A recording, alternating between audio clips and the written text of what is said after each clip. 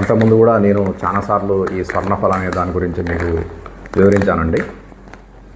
ఈ స్వర్ణఫల అనే దాంట్లో మనకు 6 రకాలైనటువంటి పోషకాలు ఉంటాయి. Iron, manganese, zinc, copper, molybdenum, boron.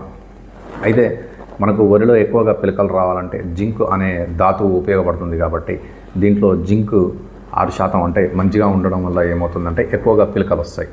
తర్వాత దీంట్లో బోరాన్ అనేది కూడా ఉండడం వల్ల ఏంటంటే మనకు వరికంకి ఏదైతే వస్తుందో దాంట్లో ఆ పువ్వు అంటే ఆ వరికంకిలో ఫస్ట్ పువ్వు వస్తుంది కదా, ఆ పువ్వు మంచిగా ఫలదీకరణం చెందడానికి ఉపయోగపడుతుంది. కాబట్టి రైతు సోదరులు ఈ స్వర్ణఫల అనే దాన్ని తమ యొక్క వరి పంటలో 15 నుంచి 20 రోజుల మధ్యలో కనుక పిచికారీ చేసుకున్నట్లయితే పోషకాల లోపంతో పాటు ఎక్కువగా పిలకలు రావడానికి, ఆ వచ్చిన పిలకలు కూడా మంచిగా గింజలు కావడానికి ఆస్కారం ఉందండి.